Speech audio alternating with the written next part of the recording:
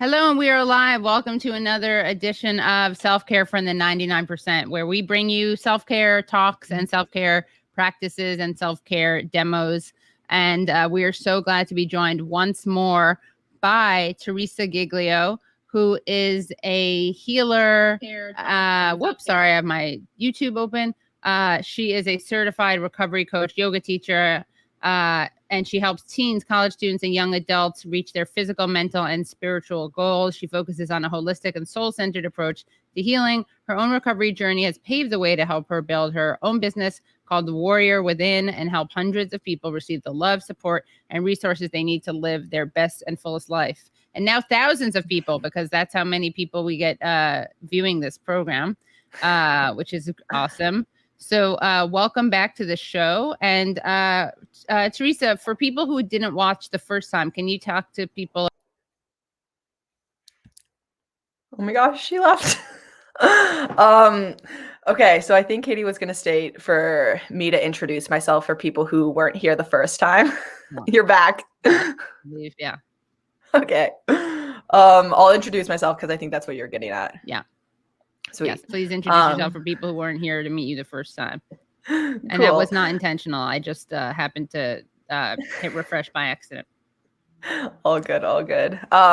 So my name is Theresa Giglio. I was here a few weeks ago talking about self-care, a little bit about my story and how it relates to, just overall wellness and well-being, and just a little bit about my story and who I am. And you're probably like, why? Who is this? Why are you here? Like, why should I, spend my valuable time watching? And I really hope that maybe after this, you might get something out of it that can help you feel better about yourself and uplift you in a way. And so a little bit about my story is I have been sober for almost 7 years now. So I got sober. I got into recovery when I was 18 years old. And, just kind of growing up in a household that was affected by addiction and mental disorder, sort of like my nervous system built in a way that needed to find comfort outside myself because I didn't have the tools and I didn't have the knowledge that I'll be talking about today to really feel grounded in my body, to really feel grounded in this world. And so I sought outside myself, with substances, with food, with relationships, with really anything to kind of feel that wholeness within. Like I always felt something was empty, something was broken with me, something was wrong. And, by the age of 18, it just kind of reached, I'm really grateful that I kind of had, just that light was like shown to me at such a young age that life can be better, that with following a path of healing, wellness, recovery, and all that kind of stuff, I can, make my dreams come true because I'm not using external things again to fulfill within. I can find that internal value within myself and therefore lead from that way. And it's been an amazing journey because I've been able to work with also teens and college students who are struggling with mental health and various addictions. And I've been able to, work in different treatment centers, detox centers, universities. I now own my own business to be able to do this work really one-on-one and intimately with people right now who need it so badly. So yeah, that's a little bit about my story. Is there anything else, Kitty, you want me to? No, and I'm just putting this, sorry, I'm looking down. It's because I'm putting this on a listserv that I realize may be interested. So I'm just putting out a little WhatsApp message. Totally. But all right, here we go. Just sent it out. No, I just thought that let's see some of the this is very true. Just reading an comment, self-care and breathing should be the first line of medicine and would be more accepted if the profit motive was taken out of healthcare. I agree. So that's why one of the reasons that we are doing this is because as of now, we haven't been able to take the profit out of healthcare. So, but that's one of the reasons we're doing this because, and things like this aren't part of our healthcare world. So someone else writes, importance of exercise for mental health, which is very true. That is very important. I don't know how much we're focusing on that today, but I will have someone else on doing it. Maybe you can touch on that, but we will be. Yeah. Great. Awesome. So how do you want to proceed? Do you want to talk to us about these pillars. Do you want to lead us in an exercise first? Yeah, I thought it would be cool to kind of just do a little breath exercise to really ground us in this present moment, so that when I, state the teaching, people can really be open eared in a way than just jumping right into it. I like to do that. Great. Does that sound good? Yeah. I'm going to, if this is okay, I'm going to make you full screen when you do them. So people are just looking at you as opposed to me, because I'm like following along. And yeah. Is that Cool. okay?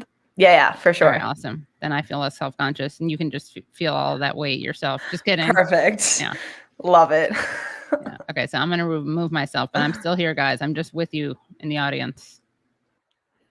Awesome. Well, hello, everyone. Thanks so much for watching me, spending your time to, be here in this hour, which I'm really excited about.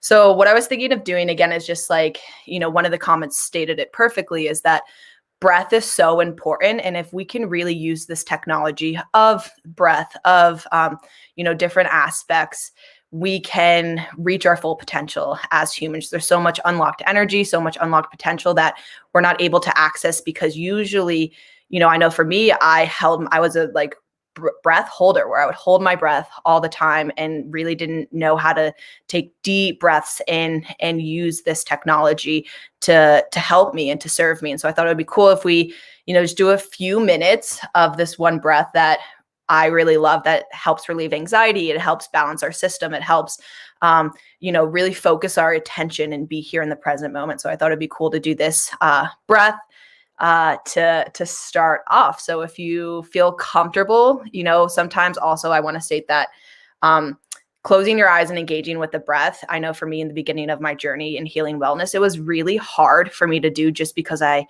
didn't know how to access it. I had traumas, all that kind of stuff. And so actually sitting in silence was really scary to my nervous system, because it wasn't used to that. And so, a topic we'll be talking about is self-love, self-compassion. And so just having compassion of where you're at this morning or afternoon, wherever you're clicking into, and being okay with that and not judging it, not trying to push yourself, but just like really accepting where you're at right now in this moment.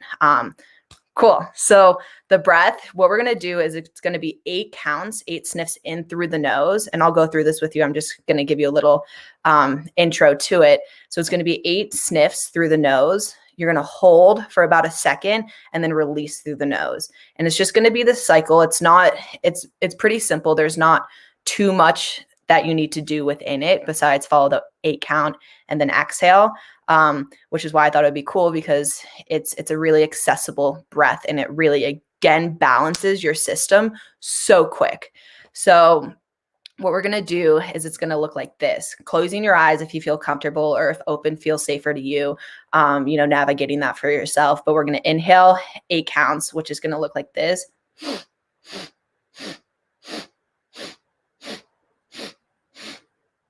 Hold for just a second, and then exhale through the nose. And I'll show you one more time before we begin. So it's going to inhale 8 counts.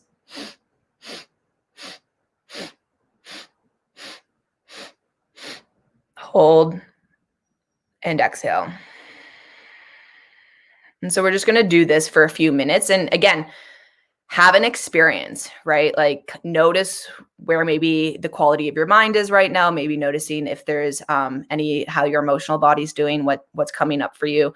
And then at the end, we'll check in again and see if there's any shift or anything like that. Cool. So just closing your eyes or opening them, whatever feels comfortable to you. We're going to ground in this moment right here, using the breath to really guide us, finding that safety, finding that love, finding that protection within. And so maybe feeling your feet on the ground, your spine upwards, tall, towards the ceiling, to the sky, and just pausing for a moment and landing right here.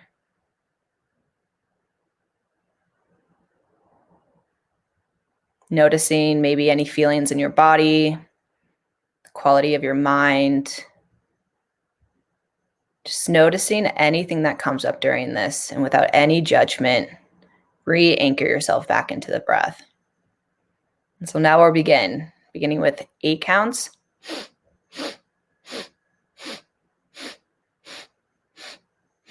Hold, exhale through the nose.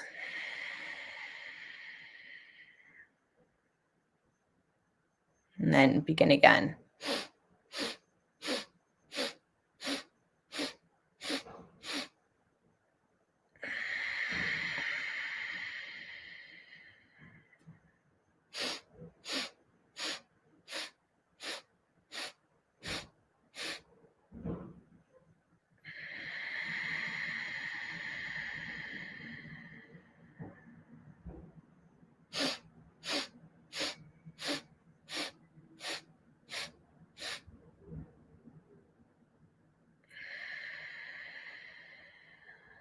Just continue this breath rhythm on your own, inhaling 8 counts and then exhaling. If 8 counts is putting too much strain on your lungs right now, just maybe lower to 6 or 5. Again, asking yourself what feels good for you right now. Only you will know that.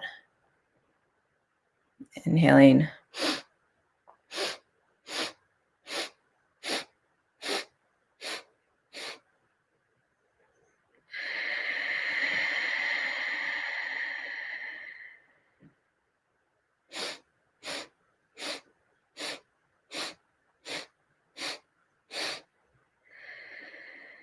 See if you can really just melt into this experience, allowing every muscle to relax, allowing your jaw to soften, your shoulders to soften.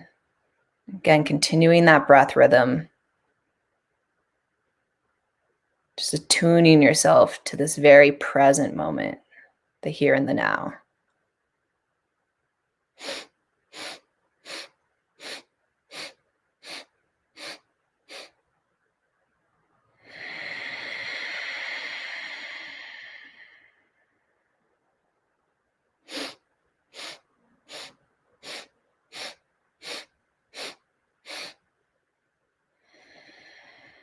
On that exhale, really allow your lungs to expand, releasing all of the air all the way to the bottom of the breath.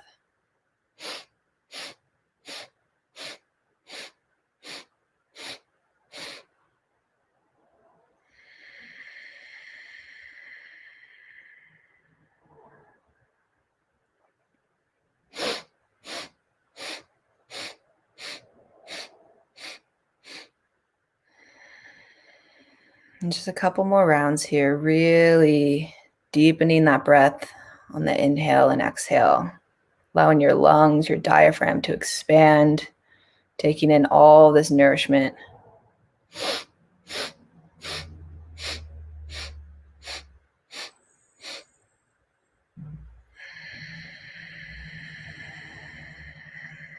Last round here.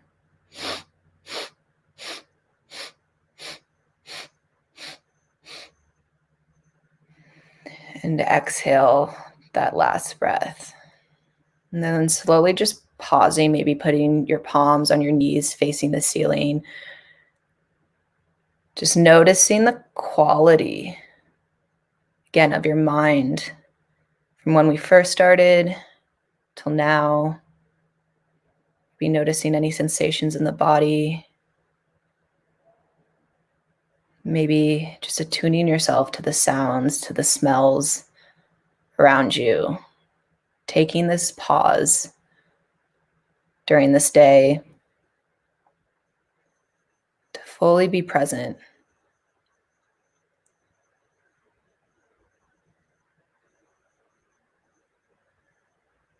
Maybe just sending yourself some gratitude for showing up today, for being here, just recognizing yourself.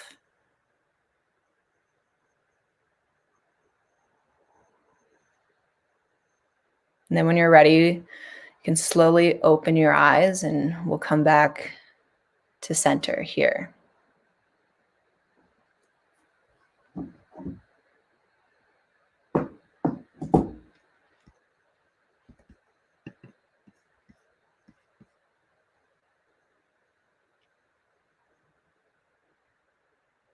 Sorry, I was on mute. That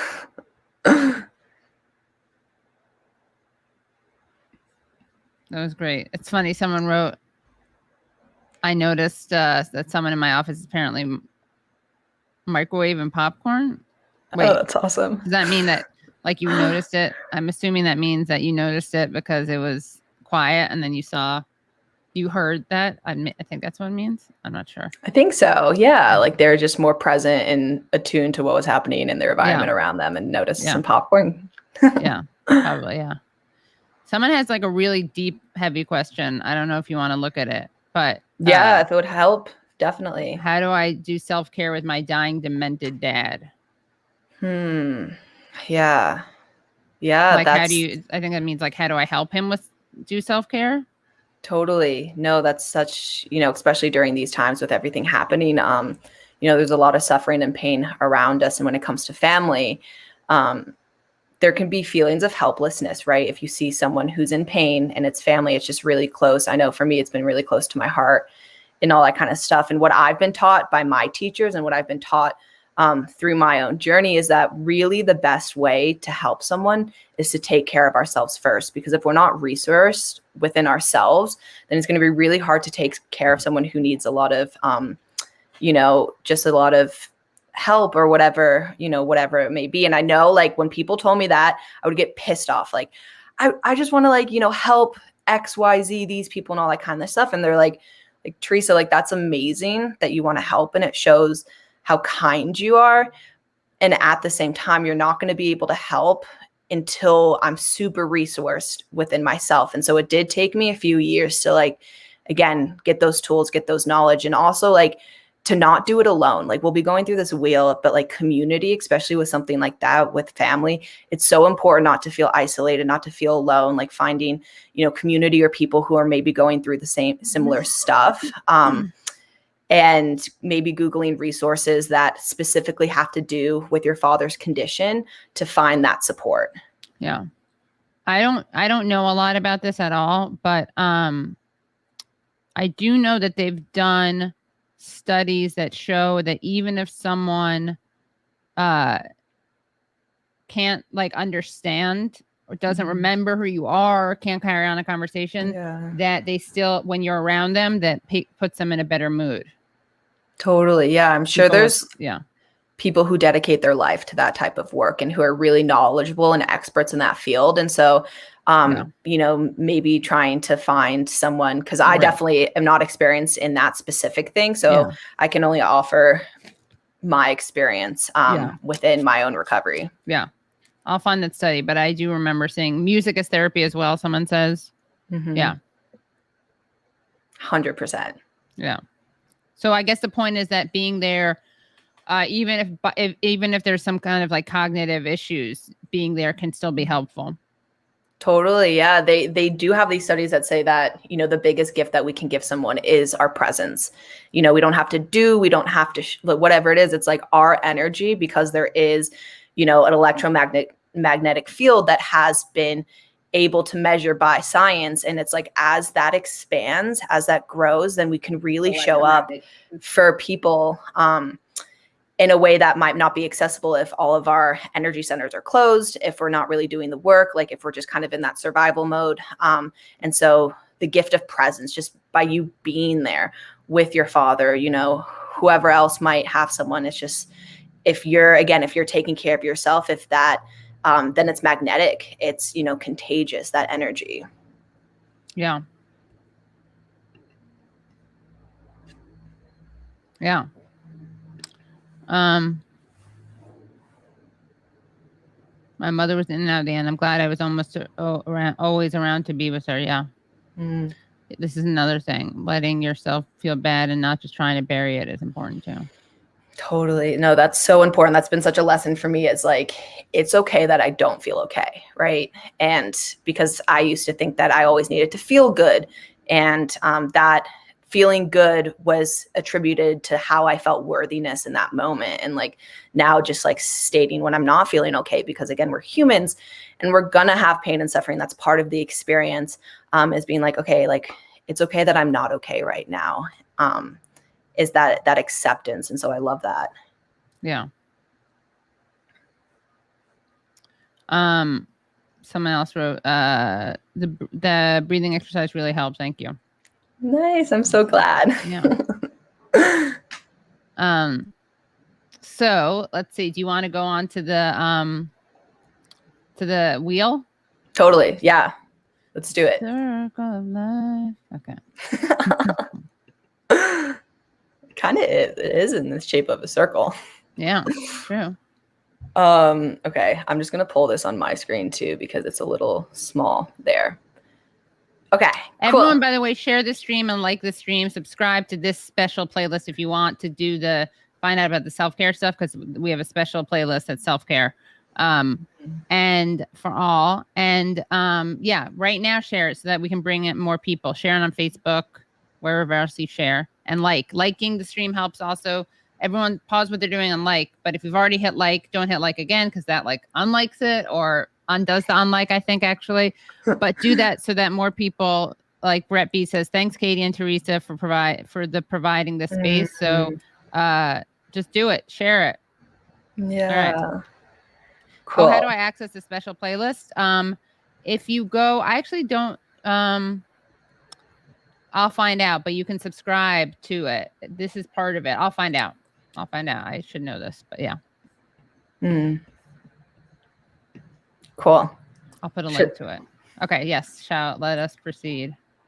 Yeah. So Katie, I'm interested if you feel comfortable just stating to the viewers, because obviously they're here for you, they're not here for me, of like why you felt sort of drawn to starting the self-care series. Yeah. And all that kind of stuff. And when you saw this wheel, like it really resonated with you, which is why you asked me to come on the show. And so I think just like staying a little bit of that. Sure.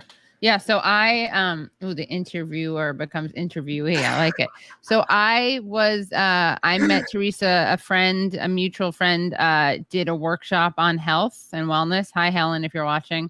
And I just thought it was really good to be, I guess part of it was selfish. Like I just wanted more stuff like this, and I wanted to do it with other people, and doing it with my community of YouTube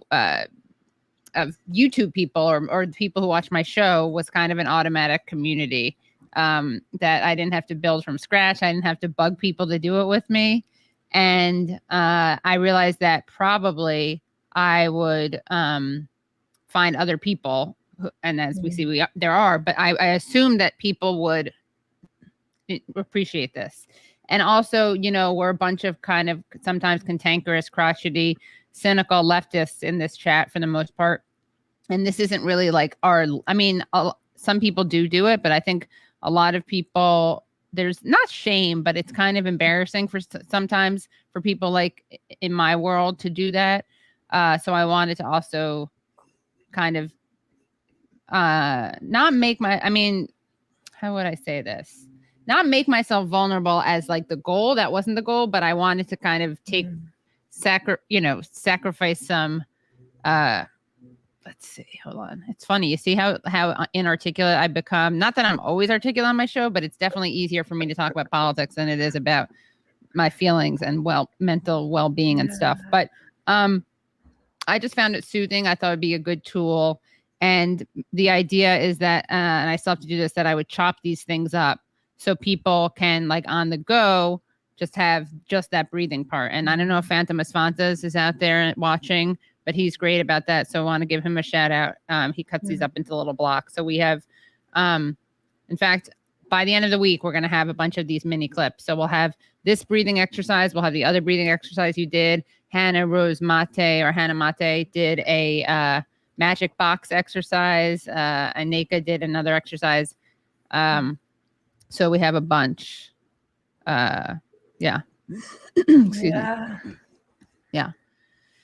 And yeah, we do have an upcoming interview with Gabor Mate, who really does talk about the connection between all these things and like capitalism. And fortunately, the interview that I did with Gabor is really much more about politics and the Israeli-Palestinian conflict. And but we'll do another one with him where he talks about this stuff. But That's awesome. he and Marianne Williamson are two people, and Johan Hari. I have to have him on because they all talk about the connection between kind of like neoliberalism, capitalism, and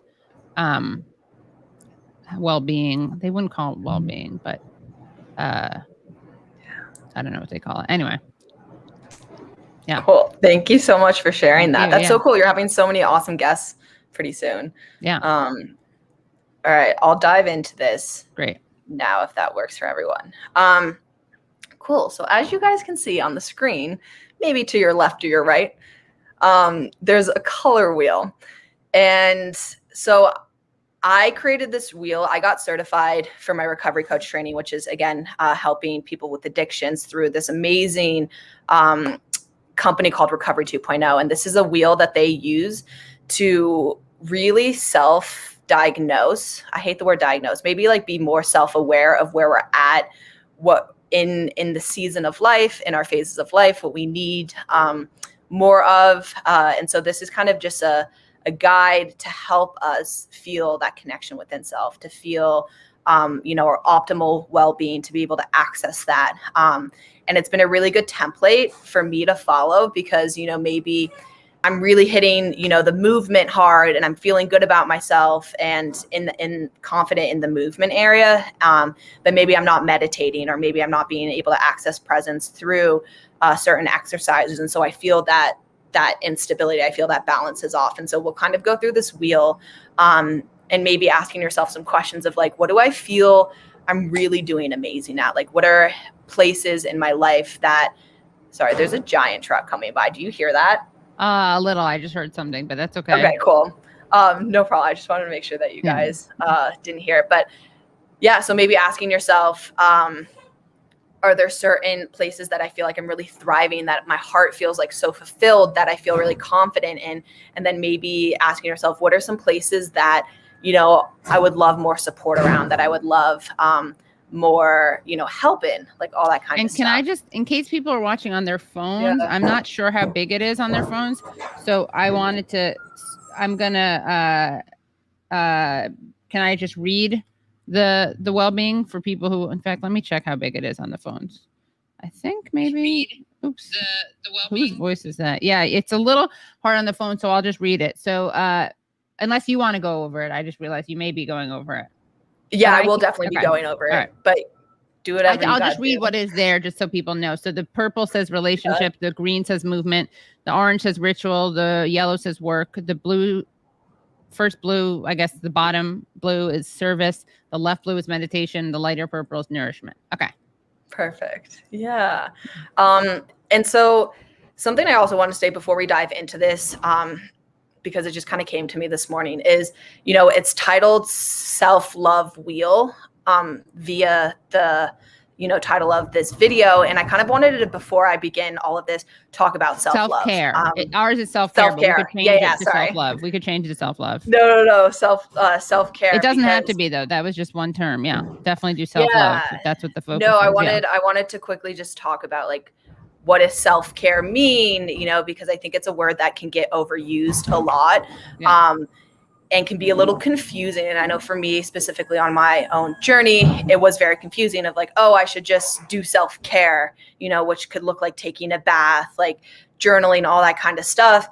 But there is still that disconnect, and those things are great, but it's the intention going in. That's the most important thing. So if it's to change our state of mind, if we're feeling like maybe we're not doing enough, if we're judging ourselves, if we feel like we're making a mistake, and so it's like, oh, therefore I have to self-care to be able to not feel so bad about myself, then that's not going to be long-term successful. It could be maybe in the moment, you might feel better and lifted because you're doing things to take care of yourself, but really cultivating this idea of self-compassion, which is like feeling that no matter what happens in life, because we're going to fall down, we're going to have failures, we're going to, not show up the ways we want to show up. But it's like in those moments are the most important, because how we view ourselves, how we relate to ourselves is going to really feed our internal state. And I know for me, I would judge, my inner critic in my head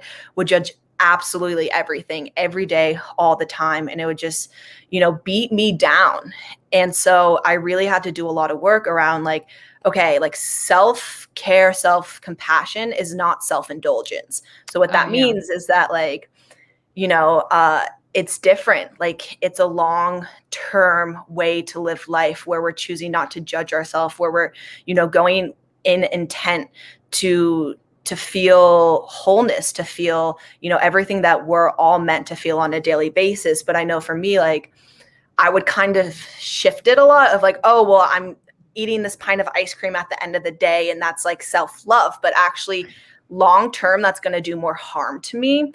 And so I just wanted to kind of bring a little conversation around those types of things. Is like, for me, when I think about self-care, self-compassion, it has to do with showing up every single day unconditionally and loving myself through all of my most insecure parts, all my shortcomings, all my various maybe inadequacies that I feel. And it's like, even despite that, even maybe if I don't hit the meditation mat in the morning, like, can I still love myself through that? And then this wheel that we'll be talking about is, again, it's a way to have more awareness around our actions, how we show up in life, what we're doing, and being able to kind of have a guide to maybe balance some things that feel out of balance, or live really in harmony with ourselves, with the environment, with the world, and with the people around us.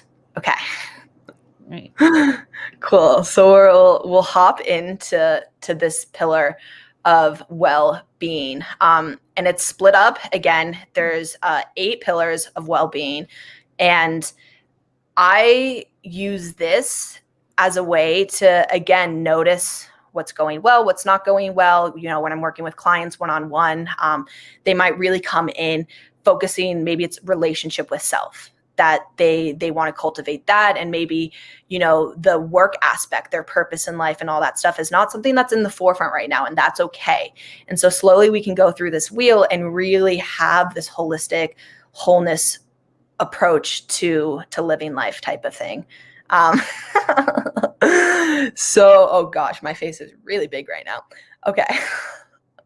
So we'll talk with relationships. So when we're talking about relationship within well-being, this can be split up into, it's not just our relationship with ourselves. It can be with other people, how we're relating to our friends, our significant others, all that kind of stuff.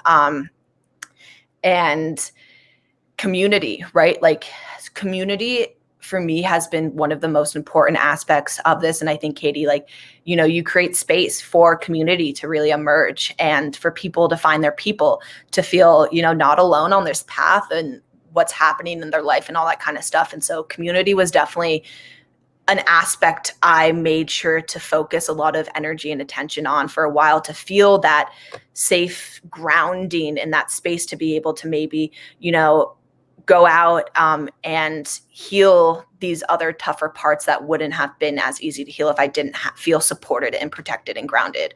And then relationship with spirit, right? Again, like spirit could be a very, a term that people all have different definitions and define it. And I think for me, the way that I feel that for myself is this relation to something greater than myself, this relation maybe to the universe, to nature. It can be whatever it is for anything, but just realizing that I'm a finite being, I'm human.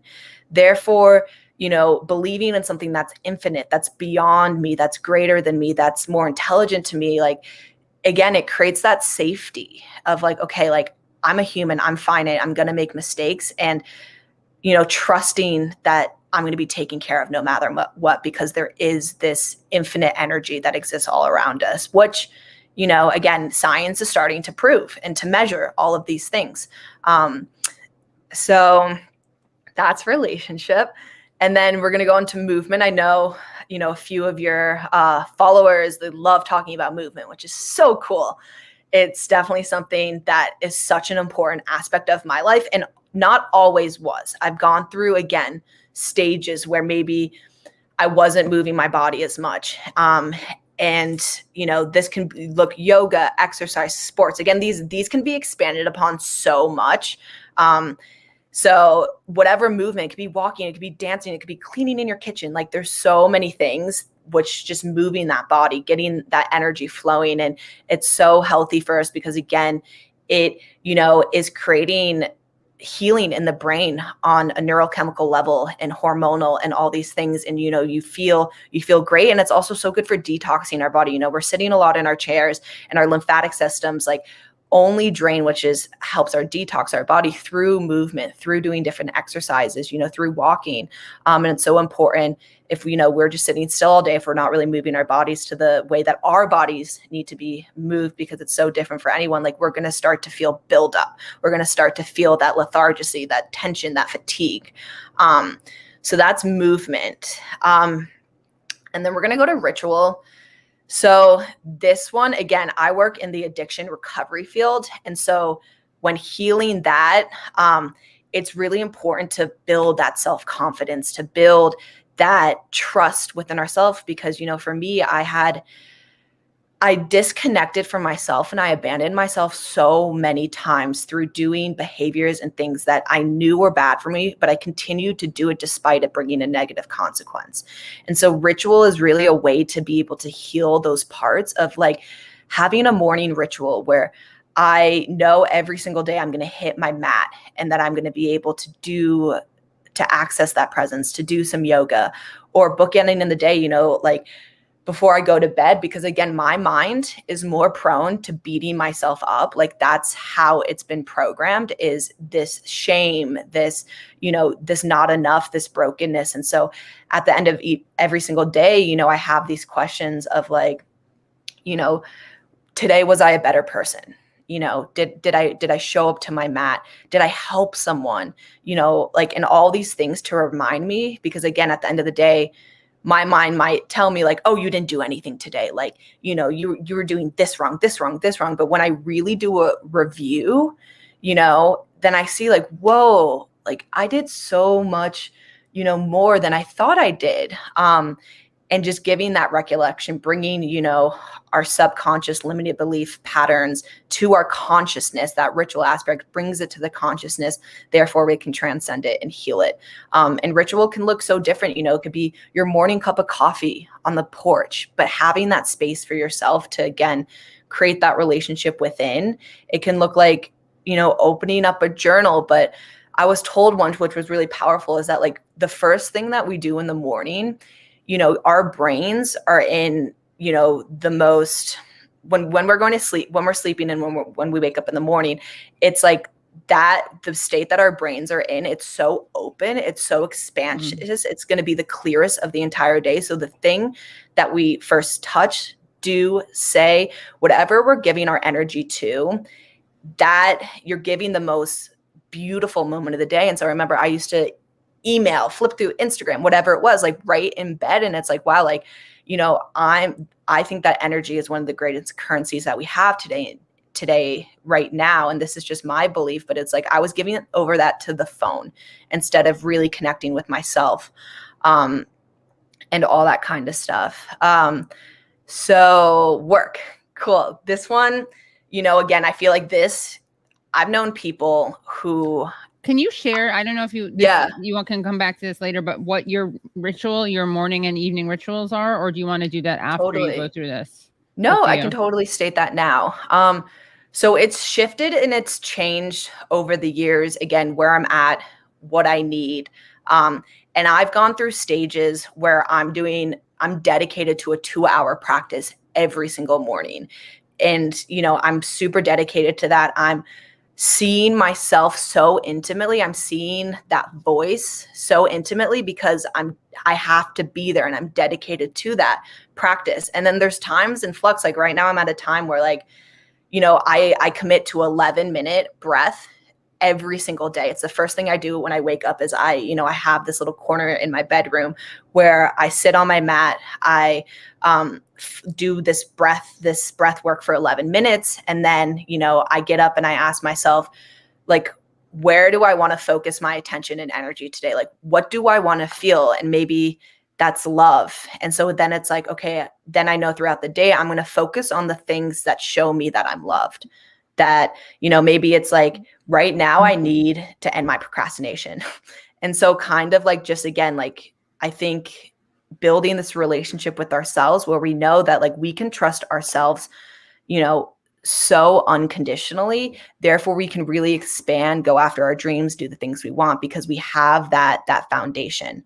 And there's been times where it's just been like journaling, like just like 10 minutes of writing I think it's like The Artist's Way, that book or something, where I'm just morning free journal, writing. morning pages. We're going to do that after this. Yeah. Like, just journaling every thought that is coming up, whether it's bad, good, and just without judgment, letting it out. And there's been so much release in that. So I think, again, it's like intimately getting to know yourself in such a beautiful way where you can define that for yourself, where there's going to be periods where, what I teach is that it needs to be more intensive practice. Like it needs to be that discipline. It needs to be, whatever it is. So you can see those neural pathways that have been wired. You can see those, and then you can be able to start shifting those. And then there's periods where it needs to be a lot lighter because there's a lot going on in the world, or you're overwhelmed or something's happening where it's like, okay, can I commit to 5 minutes every single day type of thing? Yeah. Yeah. Got to create that on this show. I may actually, just so people know, I'm thinking of going to not moving from YouTube, but I'm thinking of making this self-care series something more daily on Twitch. Because I feel like Twitch is a bit more, my presence here is more in the political world, but Twitch is kind of, I don't know if you know about Twitch, Teresa. I think I mentioned to you the other day, but I think it started out as a gamer platform and people would just play video games with each other, or I'm so ignorant about this, or just like play video games in front of other people. But I was thinking of doing that there because, I don't really want like all of my channel on YouTube to be this stuff, not to diss this stuff at all, but I've built up a political brand here. Yeah. I hate the word brand, but I think it's just like it's much more intimate Twitch. So guys, think about if you don't already go to Twitch. I think my thing is KT Helps. I'll be creating this later, and I'll send links. But in which case, Teresa will have to come back to that also. Perfect. Cool. So we'll go to the next part of the wheel, which was work. Stay Human. Why don't you adopt another pet? Stay Human is sharing some struggles he or she or they are having about getting dumped, having being left for someone else, to quote Stay Human, and then the dad with dementia, and then the ex took our dog too. So get another pet, adopt or rescue. Yeah, and I'm so sorry you went through that. Yeah. Like that's really tough. There's a lot there, and maybe this wheel, maybe right now your relationship is focusing with yourself, right? And just like holding space for all that pain that you went through, and knowing that like, you, even though I know for me the voices would feel so inadequate, so unworthy, so not enough, it's like, you are, and you're showing up and you're talking about it, which is really awesome. Yeah. Although at the same time, I get that, but also maybe it's a good time to have a pet again. Totally. I agree. Pets are so like therapeutic. They're so good for therapy. Like, yeah. Definitely. If that's something that, is coming up for someone and they're feeling like that would really serve them 100%. Yeah. Yeah. Cool. So now we'll talk about work. Again, 8 lifestyle pillars of well-being, and work, is a very prevalent aspect, as you all know, in our lives today.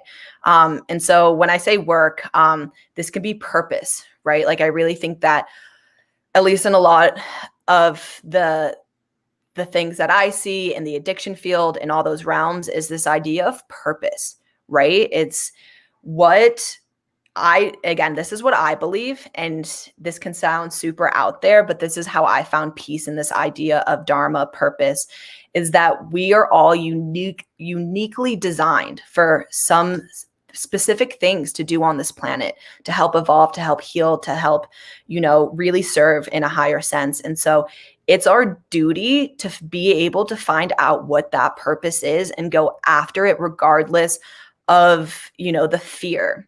And I do a lot of that work with a lot of my clients is around purpose. And why am I here? Like, what's the point of all this? Like, I'm so overwhelmed. I don't want to do this anymore. And it's like, when we, again, can find that intention within, and this might shift over our life. Like, it's not going to be constant. It could be, but it doesn't have to be constant of like, okay, right now, today, in this very present moment, like, what is my larger purpose? Why am I here? Like, what am I here to do? And again, these are questions that is a lot of that self-inquiry, which a lot of these others support to be able to find that. And this is also creativity, right? Like, we are such creative beings, and whether that's through music, art, jewelry making, clothes, sports, like that creativity is, that energy that brings so much joy into our lives. And so I know there's times in my life where like my creative flow is just not there.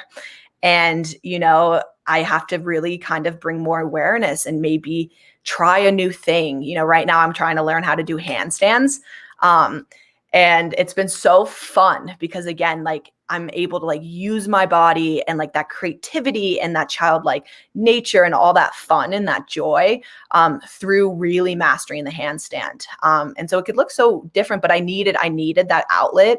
And so then I created that for me. And then this idea of abundance, right? It's like, again, I feel like as a society, we are constantly bombarded with ways that we're not enough, this scarcity mindset. And so for me, what's been really healing is shifting that to an abundance mindset where, everything, it comes as easy as I want it to. And again, this is a lot harder and this doesn't happen every single time, but it's the mindset around it of like, okay, like, I have everything I have in this moment right now is everything that I need. I'm so abundant. I don't need to chase anything. I don't need to do anything. I don't need to accomplish anything because I have everything I need. And I can also strive to be better. I can strive for excellence, to be the best version of myself and all that kind of stuff. So that's work. That's and then work to do too. Just kidding. It's a daily, for me, it's a daily practice. Yeah. Like it's, I've been really solidified in my purpose. And there's days when I wake up and I'm like, why am I here? Like, what's the point? Like all that stuff. And so again, like in those moments, through maybe it's meditation, ritual, whatever it is, it's like I get to know the quality of my mind so intimately. I get to understand the records, the patterns that play. And so even when that happens, it's like, okay, like, this is an old, pattern, and I don't have to believe in the belief of it. I can still just show up. And then, so the next one's service. I'm trying to go through these fast because there's a lot. There's a lot to them. Having fun, yeah. But we service, can stay longer, but I don't know about your schedule. I'm good to stay longer. Yeah. Okay. Cool. So then we have service, which for me, in my early days of recovering, from my addictions was the thing that they taught me that really has changed my life is like to get outside myself, because Teresa, right? My mind is always about me. It's always thinking about all of the things that have to do with identification of myself. And that can get really overwhelming, especially like in the early days where I didn't have any confidence. I didn't have, like, being in my head was being like in a prison. Like for me it was so much. And so the thing that they taught is like, get outside yourself and be of service. Like go help another person, go talk to someone. Like when in doubt, when all of these other things on the wheel don't work, it's like service, and everything will transcend into gratitude like so quickly. And it's been such that, staple in my life of like, okay, I'm feeling overwhelmed. None of these are working. I'm doing this, this, and this, but it's like, yeah, well, I'm thinking about myself all the time. And so that could look, just going to a grocery store and talking to the person there. It could be stopping and, helping someone who car broke down, right? Or it's like kind of knowing energetically. Cause a car breakdown, leave something on the road. Yeah. I'm just kidding. No, like, but like things just, it can be so small and energetically just kind of knowing where you're at in the moment, because sometimes for me it's like I have so much to give, I have so much space and capacity to give at some points, and some points I don't, which it could just look like picking up a piece of garbage on the side of the street, and that's the service that I'm doing that day. So the selfless service, and the most important piece for this is like trying not to get anything out of it, so no expectation. And so when I do these things, it's not so that I feel like I'm a good person or I'm not enough. Like, it's doing it just because, and again, that takes time. In the beginning, it might be doing it to feel good, but over time, like how I want to show up is just doing these things because, with not any expectation of how it's going to make me feel. So it's okay. not transactional. Yeah, that's beautifully said, not transactional. The last two we're going to talk about, so meditation. And again, this is just accessing presence. So that could be through, I don't want to just specifically state like meditation, even though for me, meditation is probably one of the most essential aspects of my life. And I've seen it help so many people. And I really believe it's, cultivating this mindfulness, right? And that could be, it's our relationship to our mind and our thoughts. And because again, I think the fact is, and don't quote me on this, is that like 60,000 thoughts go through our day, like through our mind in one day. And, we have this part of the brain that's able to filter that. But it's like, if that quality of our thoughts, if we've been programmed in a way that, isn't serving us, if we have, patterns and limiting belief systems that aren't serving us to our best of our ability, it's like we have to cultivate that relationship to our mind and to our thoughts to realize that we are not our thoughts, like at all. There is nothing that defines us through our thoughts. They're just thoughts type of thing. And being able again to then, shift our thoughts to serving us instead of, maybe that subconscious just patterns in that programming. So that takes focus, awareness, presence, and this can happen through meditation. It doesn't have to be meditation. It can also be anything where you access sort of that like flow state or that awareness where you can be that observer of what's happening. Awesome. And then our last one's nourishment, which again, this is the basic tier. So, I should have started with this one first, but I didn't. But nourishment is, if we aren't nourished in our breath, in water, in food, in love, then none of these other things are possible, right? And so again, like nourishment is so key. That could have to do with where we're living, sleep, like all that kind of stuff is these things that nourish us. And like, if we don't have aspects where we're feeling loved, that is going to affect everything else, because everybody, needs love as a primal thing to live. Everybody needs food. Everybody needs water, breath. And so that aspect of like nourishment, and, for me, because, nourishment was a thing that I didn't know how to give myself, because again, I felt like I don't deserve it. Like, I don't deserve love. I don't deserve, my relationship with food, was very toxic, of like restricting myself from food and all of these things, because again, like I didn't know how to nourish myself. And so that's the like basic foundation is like, once we know we have breath and water and food and love, then we can really expand out into all these other categories. Cool. So that's the wheel of Awesome. the 8 lifestyle pillars of well-being. Thank you guys for all listening. Yeah. I noticed they're not 8, they're 7. 1, 2, 3, 4, 5, 6. Oh, well. Is one missing? There is one missing. Yeah. Which one is it? The one that's missing is sleep, rest, and relaxation. Okay, good. I'm glad we okay, good. Yeah. That's so funny. Yeah. So there's Freudian a category. slip. Is that has that been missing from your life? Probably. Yes. No. Thank you for pointing that out. That's so funny. Yeah, I completely forgot to make the sleep, rest, and relaxation piece. No, it's good. Now we'll always remember it. Anything you want to say about that? Yeah. So again, that's is also a very pivotal pillar that I forgot to mention in the chart, because relaxation, if we can't access a relaxation response, our bodies again will not function. If we don't sleep correctly, if we don't rest, because we are constantly being just stimulated, our senses are being stimulated so much on a daily basis.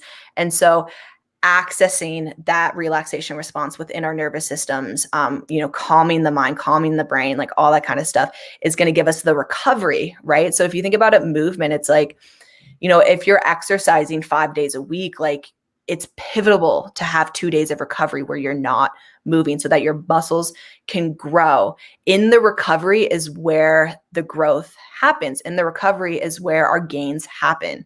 And so if we're just constantly doing and going and all that kind of stuff, if we don't have the relaxation, then we're not going to actually see the results that we want to see, because it's just, it's a lot. So that's that pillar. All right, cool. I'm just adding it in. Hold on. Perfect. I love it. What is it? It's sleep and rest. What goes into it? Sleep, rest, relaxation. All right, hold on. I'm just adding this in. Sleep, rest, relaxation. I really need to get my sleep better. Sleep hygiene. I hate that term, but so we're not going to call it that. We're going to call it sleep, rest, relaxation. All right. So I'm just adding this. Hold on. Okay, let's see. It's so funny. A lot of people are like, what about sleep? It's like, oh, well, forgot to write in that pillar. Yeah. But it is there. It is a part of it. I apologize. No, now we'll all remember. Let's see. Downloads. Let's see the download. Okay. Hold on.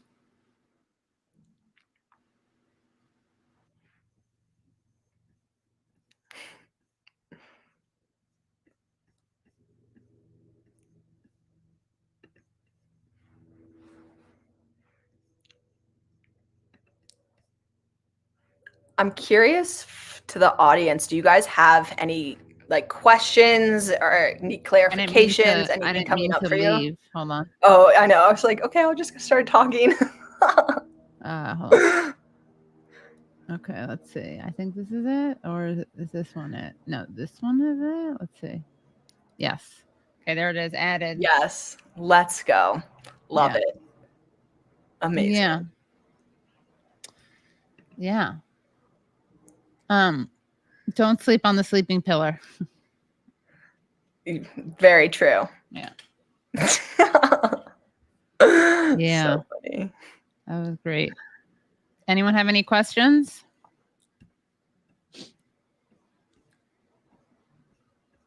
This was great though. Yeah, people had a lot of great feedback. Yeah, no, it's definitely something that, again, it's a guide, it's a template for me for life of like which aspects do I need more help with, and especially working with clients one-on-one, starting from this foundation and asking them, okay, like which one do you want to focus on? Which one do you feel, might need some more support in, like all that kind of stuff. And so it's a really good, just like visual of all of these things. Yeah. Awesome. And we're going to have a really great stream on Thursday night, guys, which is going to be about climate, because there's a lot of climate stuff happening this week. And one of our guests that I already know about is Alexandria Villasenor, who is all of 18 years old, and she's a great activist. So we're going to be having her back on, some other big names. Yeah, thank you, Teresa. This was great. Yeah, thank you so much for having me. Yeah, and I'm gonna be back, and I have to go. I have to use the restroom, so I was gonna journal, but I think I'll do that tomorrow. I mean, I'll journal, but I was gonna journal on camera, but I think I'll move that to Twitch tomorrow. I'll put a link in. But does everyone know about Twitch? It's my thing is Twitch. what is it? .tv/KT helps. That's my Twitch. So that's where I will be doing, I think, more of this stuff. That makes sense, right? Discipline comes from within. I'm not sure. Anyway, but this was great. Everyone, Teresa, where can people follow you and find out more about your work and work with you, et cetera, et Yeah, cetera? totally. So you can see my website, which is next to my name. It's called thewarriorwithin.co. You can also follow me via Instagram. I do have space right now for one-on-one coaching, and yeah, like I run free groups a week every Wednesday night. Awesome. And so if you just email me, reach out, I can give you kind of more access to all the resources, all the things in that. Yeah. Yeah. Yeah. The sleep was missing from the wheel. If someone else pointed out that thing. That's awesome that they're like so many people are pointing it out, which I find like so I didn't awesome. notice it. And, Yeah, no, that's so I'm great never that good at they're math. like able to pick up on that. Like I love that. Yeah. Ketamine. Yeah. Someone just brought up ketamine. Got to look into that also. I've heard that people do use that. But this was great. All right. Awesome. Thank you, Teresa. Everyone follow her on Instagram. Check out her website. Totally. Yeah. Thank you so much for having me. Yeah. And someone wrote the fact that the wheel is not perfect makes it so. It's true. See, that's such a metaphor. That. Oh, yeah. So true. Someone asked about psychedelic therapy. I don't know if you talk about that, but if you do, then you can do that next time. And if you don't, no worries. Totally. It's not something I specifically work with, but I do have a lot of people who work in the psychedelic realm and all that kind of stuff. And it can be super healing for people who have trauma, all that kind of stuff. And so if that's something that, is calling to you, definitely look into it. Someone also said they have problems with nightmares. I don't know if there's anything, maybe listen to stories or something before, or try to get to the source of the nightmares. Totally. I can relate to that a lot. I don't have them anymore, but I did for years and years and years. Sleep was just something like I was scared to even do because of what would come out. And so for me, again, it's not just one thing of like, oh, if you do a meditation every time before you go to bed, you're going to stop having nightmares. It's really retraining your nervous system, building new neural networks. Like our subconscious is what is coming out in our dreams, because again, we're being, so many things on a daily basis are coming in at us, and we have to be able to filter that somehow. And so our sleep, when we're in REM cycle, is able to filter through all the things. And for me, again, since I learned through external ways to not look at any of the things that were affecting me, then it all got stored in my subconscious, and therefore it would come out in my sleep. And so it's really, really trying to heal like that deeper aspect of all these things that we have maybe pushed away, stored, put in the shadow, all that kind of stuff. And then that's going to help you sleep type of thing over time. And there's also quick solutions. Like if it's something that's that's more the long-term solution. If it's something that, you need immediate help with, I would definitely look into, meditations. It could be anything, everyone's so different. Some people need to be on medication because that's what they need in that moment. And I don't think there should be any shame around that, because you're taking care of yourself. But finding someone who maybe has more of a holistic lens and doesn't just use that as a quick fix, because that will never work. I've been there and it does not work. Yeah. So Insight Timer, someone recommended for sleep meditation. Someone asked, can you recommend books on how to regulate I just got to chill. Our nervous system? Totally. Body Keeps a Score, which is, it's by Vandernock. I don't know if I pronounced his last name correctly, but this book is a game changer just because it puts the science in language, in terms of all of these ways of what's happening in our brain with our limbic system, our amygdala, all these kind of stuff. When it just goes through all the details of how to retrain our nervous system and the why. So we'll have a chapter on yoga, why does yoga help us? We're constantly told yoga is helping us, but what's the science of what's actually happening within our body? And same thing as journaling. It's just such a profound book to really know the intricacies of all of the stuff and be able to have ways to heal. All right, cool. Awesome. So maybe I'll do something with that on the Twitch. Yeah. Parts of it. Yeah. Awesome. Is he alive? Maybe I'll try to get this guy on. Yeah, he is. Great. That'd be awesome. All righty. Coolness. All right, guys. Well, thank you so much. Again, Teresa, we're doing the old Jewish goodbye that I do all the time, which is when you say goodbye without leaving. The opposite of the Irish goodbye, which is when you leave without saying goodbye. So, awesome. And someone else don't recommended. say goodbye? What'd you say? Do I not say goodbye or do I say goodbye? Oh, no, say goodbye. Yeah. Oh, okay. Yeah. Yeah, another excellent book is The Joy of Living, Yangi Rinpoche. Yeah, and then I hate to sound like some sort of victim. I feel more safe here than bringing stuff like this up, even those most close to me. That doesn't sound like a victim. No, that's actually very smart and intuitive. So the studies show us that, right, it's a lot closer to tell a stranger what's happening within us because it's less vulnerable, right? Like if you tell someone who maybe you love or you value how they perceive you, it's going to be a lot harder to tell them. And so, there's a lot of intelligence in that of like, oh, wow, my body responds, more softer and relaxed when I'm talking to a stranger than when I'm talking to someone I love, because again, there's so much tied to that.